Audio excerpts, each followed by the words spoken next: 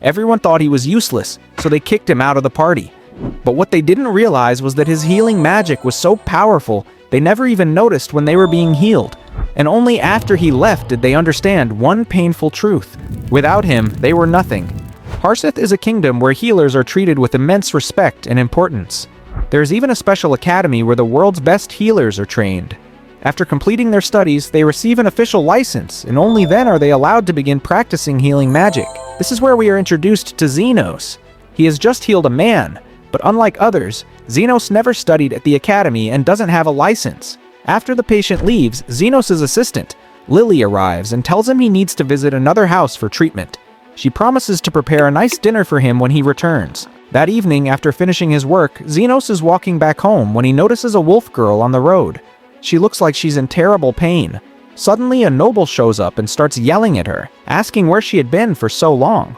The girl explains that she went to the hospital because her stomach hurt badly, but they refused to treat her since she had no money. The noble loses his temper. He reminds her that she's just a slave and drags her to a graveyard, throwing her there like trash. At that moment, a strange black energy enters her body from one of the graves. The noble orders her to stop pretending and come with him, but she's in so much pain that she can't even move. Enraged, he kicks her and tells her to find something valuable and follow him. Suddenly, she attacks him, injuring him badly. As he tries to run away, Zenos appears. The noble begs for help, claiming that his slave attacked him and offering money if Zenos stops her. She starts throwing stones, but Zenos dodges them effortlessly. The noble tells Zenos to kill her, but Zenos refuses. His job is to save lives, not take them.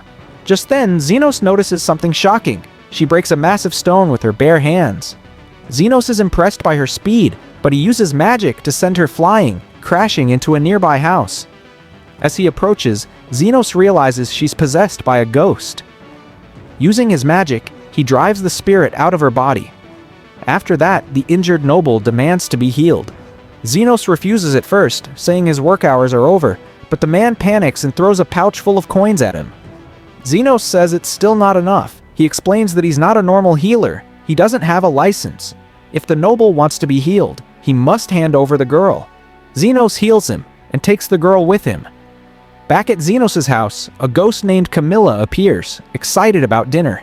Soon after, a girl named Sophia arrives looking for Zenos. Lily tells her he's out, so she waits. Then another girl, Linga, arrives. Sophia tells her to leave, claiming she's Zenos' patient for the day, but Linga stays anyway. Shortly after, a third girl named Love arrives, and all of them decide to stay for dinner. When Lily leaves to handle some work, Love and Linga start tasting the food. It's so good that they can't stop eating. Even Lily, drawn by the aroma, joins in, and before they realize it, all the food is gone. They start blaming each other just as Lily returns. After apologizing, the girls decide to cook dinner together, but Lily tells them the ingredients are finished.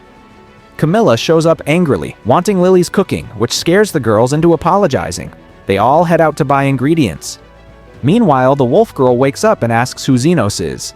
He bluntly tells her that he bought her and asks her to remove her clothes so he can check her condition. After examining her, he immediately heals her. She's shocked by his powers and thanks him, introducing herself as Till. Zenos tells her the healing wasn't free. She must work for him. He sends her to collect herbs, and once she finishes, he tears up her contract, saying they're even now. Till is confused. She only gathered a few leaves, but Zenos explains their value matches his healing. With no purpose left, Till promises to tell him once she finds one. Zenos tells her she can come to him if she's ever injured, but reminds her that his healing is never free. When Zenos returns home, Lily tells him dinner isn't ready yet. Moments later, the girls return with ingredients. Camilla realizes Zenos met another girl and starts teasing him. Lily likes the ingredients and goes to make tea. Later, we learn that Zenos was once part of an adventurer party. Their leader gives him a gold coin, mocking him and saying it's charity because he never did anything useful. He kicks Zenos out of the party and warns him not to tell anyone that he was ever part of the Golden Phoenix. Zenos leaves without saying a word. Soon after, a man tries to kidnap Lily. She kicks him and runs, but he shoots an arrow into her leg. When she bites his hand, he stabs her in rage. At that moment, Zenos arrives. The man claims Lily belongs to him, so Zenos gives him a gold coin and buys her freedom. Lily thinks she's going to die, but Zenos heals her instantly. She's amazed and assumes he must be a famous healer. Zenos tells her he doesn't even have a license. Lily feels guilty that he spent his money on her. Xenos buys her new clothes and food. When she asks why he isn't eating, he says he's not hungry. But the truth is, he has no money left. Suddenly, an injured man appears. Xenos heals him and receives 4 gold coins in return. That's when Xenos gets an idea.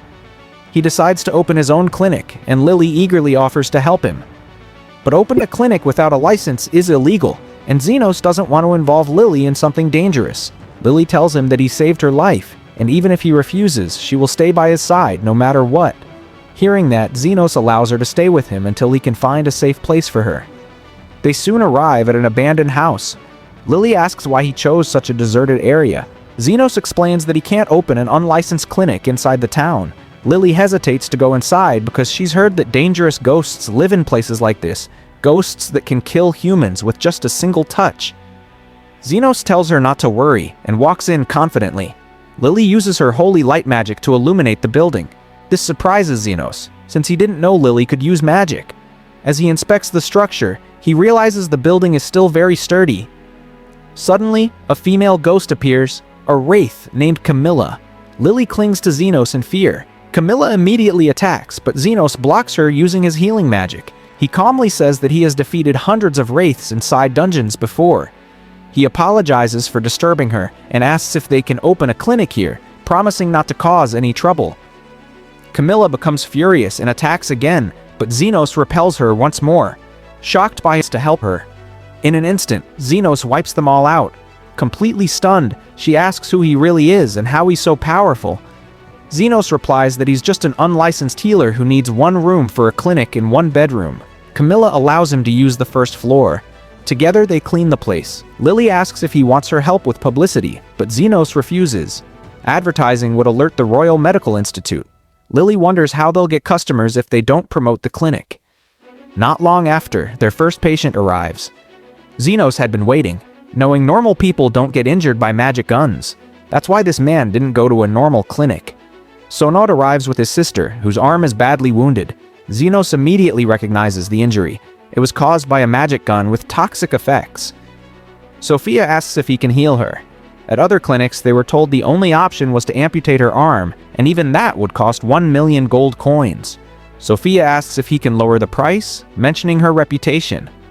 We learn that the slums are controlled by 3 major factions. Sophia leads the lizard people and steals from merchants to distribute supplies among the poor. Even so, 1 million gold coins just to cut off an arm is far too much. Xenos says he never said he would only cut it off. He will regenerate it as well, a highly complex process. He doesn't care who she is or what group she leads. He doesn't work without payment. The word regeneration shocks everyone. They've never heard of a healer capable of such a thing. Even Xenos is surprised, realizing other healers can't do this. They agree to the procedure. Xenos forms a knife using magic, removes the damaged arm, and casts regeneration magic. The arm instantly grows back. Everyone is stunned. Sonod notices Camilla hanging upside down from the ceiling. Xenos tells him not to worry. She won't hurt anyone. Lily serves tea, and Xenos asks why she made 3 cups. That's when we see Camilla casually drinking tea with them. Lily says the clinic is doing well because many lizard men keep coming for treatment. She asks why they're always injured. Xenos explains that the 3 major gangs in the slums are constantly fighting each other. Suddenly, Linga arrives and reveals herself as the leader of the Wolf Gang. The clinic is already closed, but Xenos says he'll treat anyone seriously injured. However, they're actually there to beat him up for always healing Sophia's gang. Linga attacks him with her axe, but it shatters against his barrier. She orders her wolves to attack, but none of them can even touch Xenos. Frustrated, she tells them to destroy the clinic. As everything is being wrecked, Linga notices Camilla and freezes in shock. Camilla is about to slaughter them all, but Xenos stops her. He says this clinic exists to save lives, and he won't allow anyone to die here. Linga is stunned that a wraith is obeying him. She assumes Xenos must be Camilla's master and immediately kneels, apologizing and calling him master as well. Xenos tries to explain that it's a misunderstanding, but no one listens. They insist that wraiths are superior beings, and if he can command one, he must be worthy to rule them too. The next day, an orc visits the clinic, revealing that he works for love. Xenos isn't surprised. Wolves and lizards were already coming. Of course orcs would show up too. He goes with the orc to meet their leader. Love asks why Zenos called her there. She says he's become famous in the slums and asks why she can't move from her seat. Upon examining her, Zenos discovers a mana stone inside her stomach. It's enchanted, and if she moves, it will explode. Zenos assumes her enemies fed it to her, but Love casually admits she ate it by mistake, thinking it was a rice ball. Zenos starts to leave, saying she can expel it herself, but Love tells him there's no time left before it explodes. She isn't worried about herself, but her companions refuse to leave her side and are ready to die with her. She offers all her wealth to Zenos, having heard that he heals children for free. She hands over her treasure. Zenos carefully opens her stomach and removes the mana stone just before it explodes, compressing the massive blast inside his own hand. Love is stunned, not only by his power, but because he could have taken all her wealth if he let her die. Zenos says he only takes payment equal to the work he does. Love calls him interesting and offers protection for his clinic. Zenos refuses, saying it's better they keep their distance. Later, Zenos notices Lily is upset. The three leaders keep visiting even when they're not injured, probably because they're bored. Camilla tells Lily she likes Zenos and warns that if things continue like this, it could lead to war. Lily feels insecure, thinking she isn't as beautiful as the others. Camilla tells her that any girl in love is beautiful. The next day, all three leaders arrive one by one and declare war on the other factions, announcing that Zenos supports their gang. Zenos is shocked. They're actually willing to fight for him. Instead of stopping them, he allows it. They head to an old arena. Zenos and Lily go too, not to interfere, but to watch. Zenos tells them they've been fighting for years and should settle everything today. They fight with everything they have, believing the winner will claim Zenos. But after fighting from morning till evening, they realize no one is dying. Zenos reveals he's been healing them constantly. They can fight as long as they want, but he'll keep healing them, because they're his patients. However, the service isn't free. They'll have to pay. Realizing the fight is pointless, they decide to end the war. Lily asks Zenos why he did this. He explains the healer ranking system. A third-grade healer heals injuries. A second-grade healer restores people completely. A first-grade healer makes the world a better place. He wants to improve the slums, and for that, he needs all three factions, because they're his patients. Lily knows he's lying. If peace continues, fewer patients will come. She admits she likes him. Zenos says he likes her too, but Lily realizes he didn't understand what she really meant. Elsewhere, a woman named Krish meets a division commander. He informs her that the war between the demi-human factions has ended. She's shocked. They've been fighting for so long. She believes someone mediated between them. The hierarchy of the world depends on the poor fighting each other. If they unite, they become a threat. She orders Krish to investigate who brought peace to the slums. Back at the clinic, Zenos sneezes. Love and Linga immediately offer their bodies to warm him up, causing Lily to panic and run off to make tea. Zenos tells them to be quiet and heals Sophia, who explains she was injured while stealing from special targets. She reveals that the kingdom has started watching her closely, and she was wounded while fighting a royal knight. Zenos realizes her previous injury, and Yord's, were caused by the same person. Sophia tells him the name of the one who shot them with a magic gun, Krish. Camilla warns Zenos that if Krish notices this clinic, they could be in serious trouble. All three gang leaders keep coming here regularly, and that alone makes the place suspicious. As they sit together eating lunch, Camilla tells Zenos that in the entire capital, he's the only person capable of keeping all three gangs under control. That evening, Krish enters the slums. She's shocked by what she sees. People of different species living together peacefully. She asks a lizard man why they aren't fighting each other anymore, but he refuses to answer and starts walking away. Krish pulls out her gun to intimidate him. At that moment, Sophia and Sonod pass nearby. The lizard man calls out to them for help, and seeing this, Krish immediately retreats. What surprises her most is that Sophia's injuries are completely healed. While running, Krish gets lost and unknowingly ends up at Zenos' clinic. She asks him for directions, but the moment she notices Lily, she suddenly fires a smoke-covered shot at Zenos. Krish explains that she's currently working on a major case and has also heard about children being kidnapped. She believes Zenos is responsible. Lily quickly tells her the truth, that Zenos actually saved her life. Realizing she acted without thinking, Krish apologizes. She assumes the bullet should have knocked Zenos unconscious for hours, but she's shocked to see that he's completely unharmed. Zenos explains that he used defensive magic.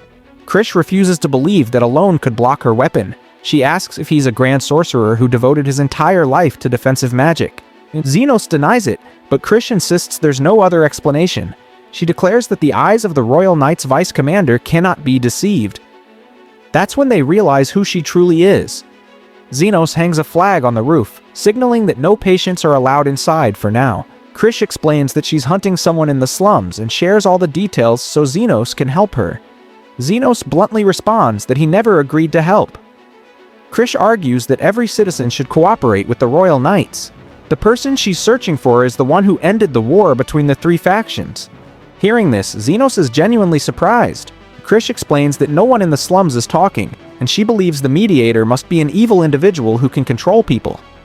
Xenos suggests another possibility, that the mediator is simply avoiding attention and should be left alone. Krish asks if Xenos knows the mediator, and he immediately denies it. She warns that the mediator could become a future threat to the kingdom. Lily speaks up, saying the mediator probably just doesn't like seeing people get hurt. This makes Krish suspicious. She now believes Lily knows something. Xenos tells Krish she should leave, as she's on an important mission. But Krish notices an extra bed in the clinic and decides to stay the night. When she drinks Lily's tea, she burns her tongue instantly. Later, Lily sits on Xenos' lap and asks him to pat her head. Camilla turns invisible and whispers to Xenos that Lily is feeling jealous of Krish and is trying to show how close they are. Lily keeps trying different tactics, but none of it affects Krish, so she uses a secret technique Camilla taught her.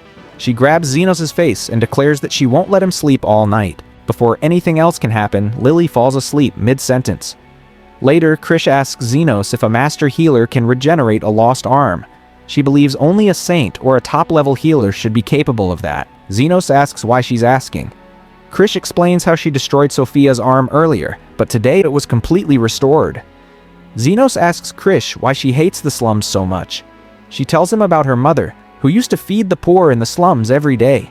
One day, thieves killed her just to steal her wedding ring, and no one stepped forward to help. That's why Krish became a hero, to punish people for their crimes.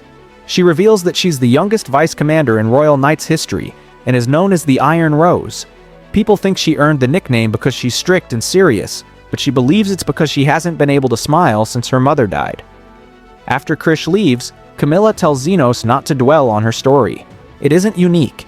In her 300 years of existence, she's seen far worse.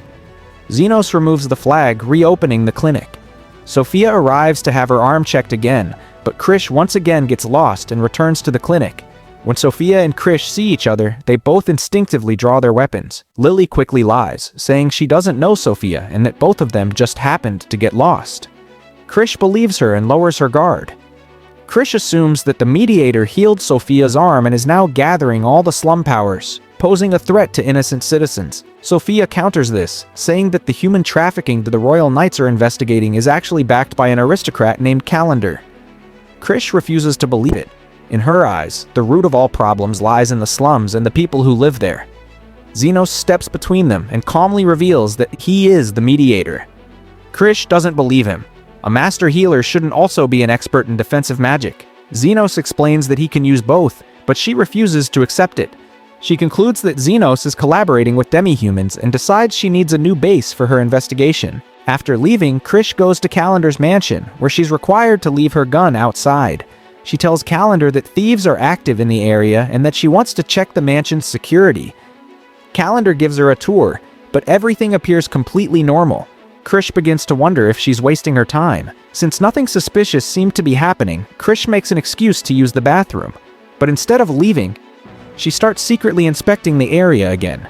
Considering her rank, the mansion's security feels unusually tight. As she moves deeper inside, she notices a well. Acting on instinct, she climbs down. After walking a short distance underground, she's shocked to find several children locked inside cages. She tells them that she's a hero and that she's come to rescue them. That's when Calendar suddenly shoots her from behind. "You shouldn't have stuck your nose into other people's business." He raises his gun again, ready to finish her off, but before he can pull the trigger, Sophia and Xenos arrive. Calendar knows exactly who Sophia is, and he's confident that even if she dies, no one would care. Instead of shooting her, he fires at Xenos. Calendar starts laughing, convinced that Xenos must be dead. But when the smoke clears, he freezes. Xenos doesn't have a single scratch on him. Panicking, Calendar keeps firing non-stop, but every bullet is blocked by Xenos' shield. Desperate, he reaches for a second gun, but loses his footing and falls. Zenos calmly picks up the gun and points it straight at him. Calendar completely breaks down and starts begging for his life. Zenos shoots him anyway, but it's only a mini mana bullet. Calendar doesn't suffer any serious injury, he simply loses consciousness. Krish says that there's no time left and tells Zenos to take the children and leave. Instead, Zenos uses his healing magic and completely heals her injuries. At that moment, Krish finally becomes certain. Zenos is the mediator. She realizes that the real hero isn't herself, it's Zenos. Zenos shakes his head. I'm not a hero. I'm just someone who runs an underground clinic. The real hero for these kids is you. Hearing that, Krish breaks down. She remembers how her mother used to go to the slums to feed children every day.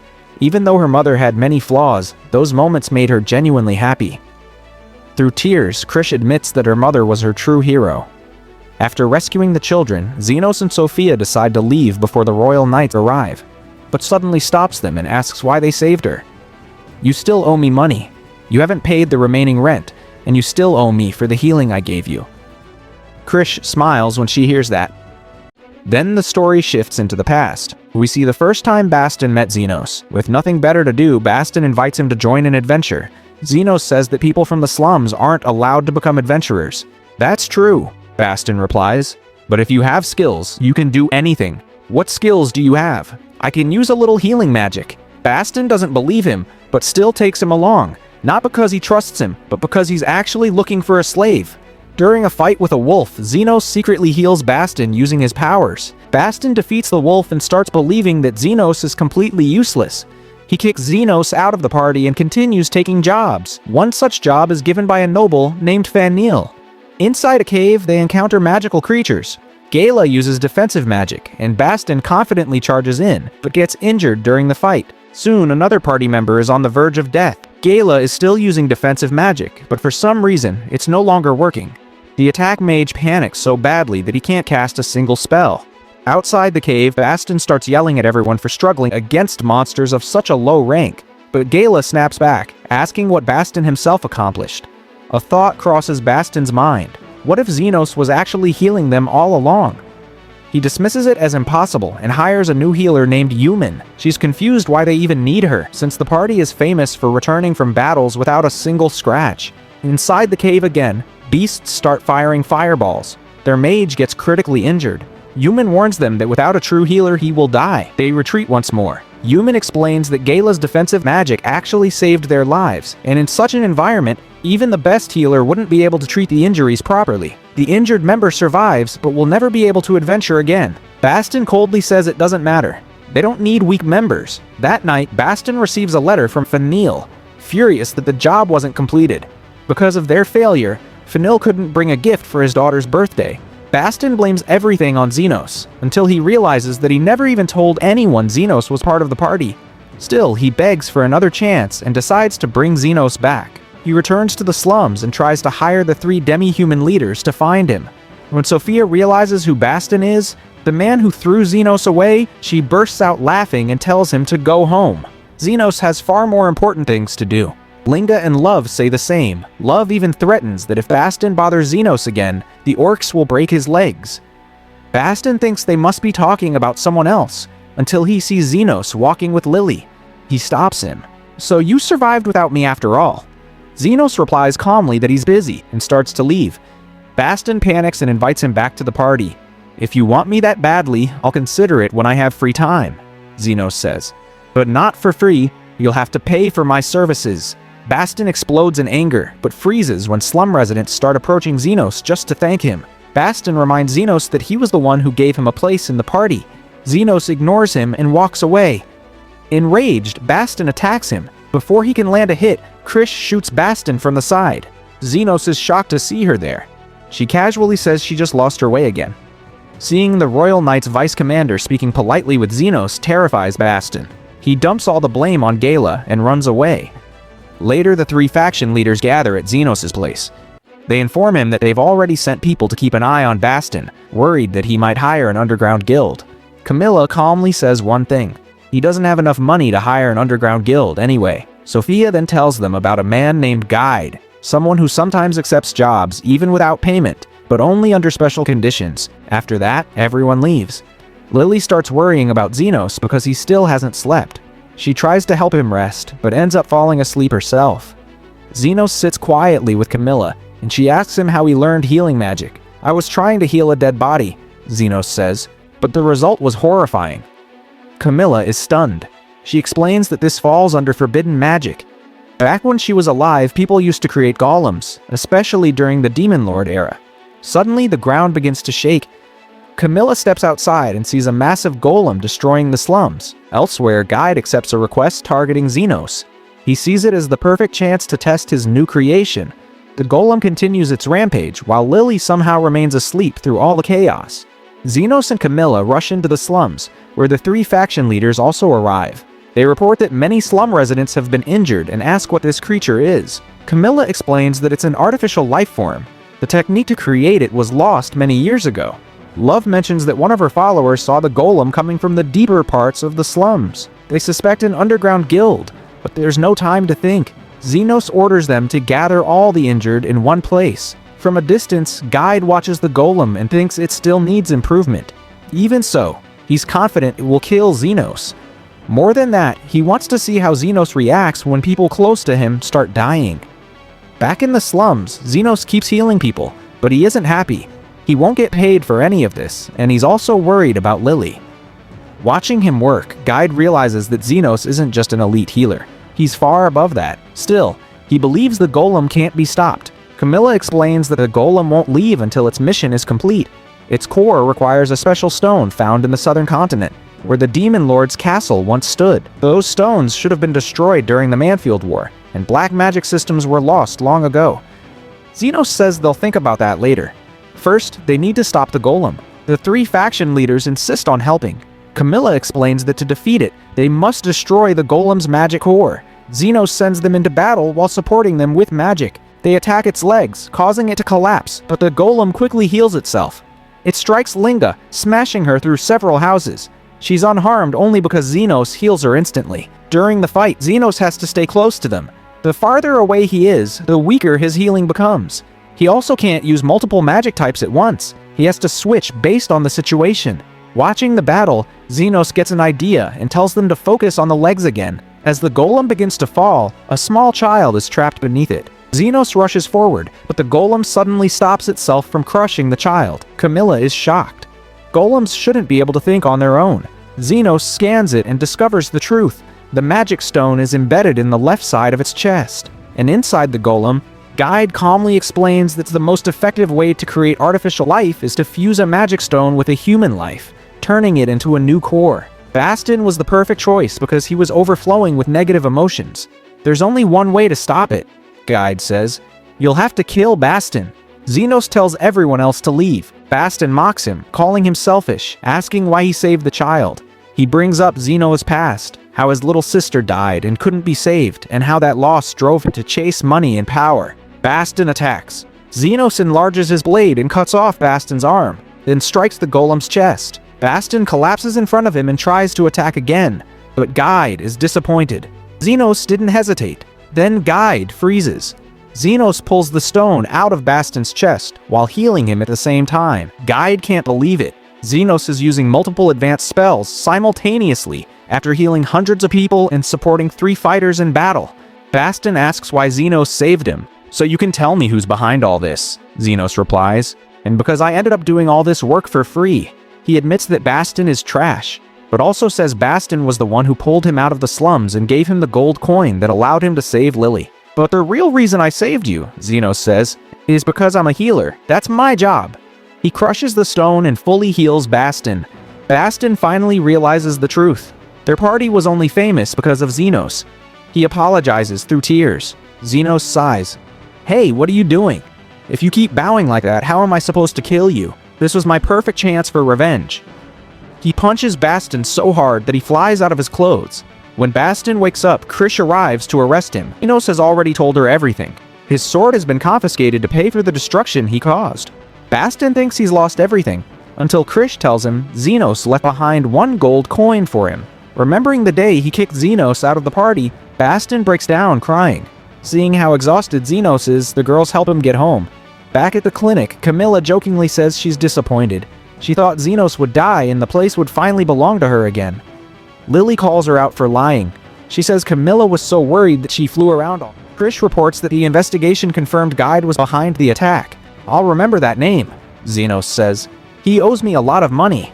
Sophia adds that Guide recently joined an underground guild and always works alone. The leaders suspect another attack is coming, but Krish tells them to stop guessing, starting an argument instead. Zenos kicks everyone out. No fighting inside my clinic. Later, Lily notices how tired Zenos still is and plans to invite him to a hot spring. Sophia beats her to it, and Zenos agrees. But one by one, every girl shows up with the same idea. Zenos completely loses it and decides to go with all of them. Camilla joins too. It's been 4 months since my friend last bathed, she says. Even ghosts need a bath. At the hot spring, Sophia arrives first and admits she never imagined living peacefully with other races.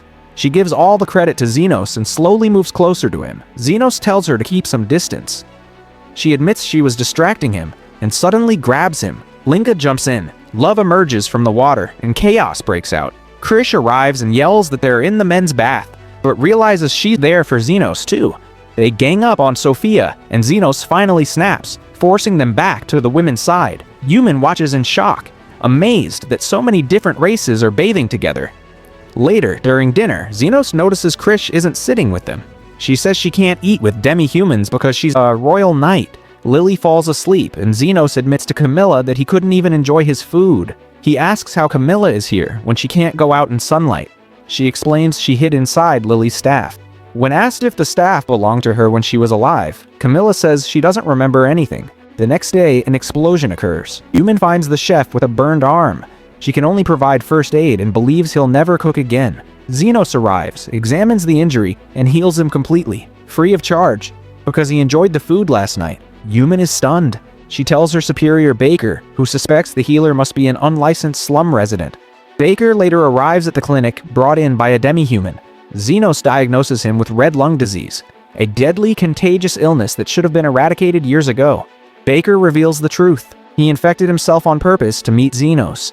He took a medicine he created to mimic the symptoms after already taking the antidote. Yumin explains that Baker discovered cures for many diseases, including red lung, earning him elite healer status. Baker asks about Zenos' core. Zenos answers simply, "This was given to me by my master.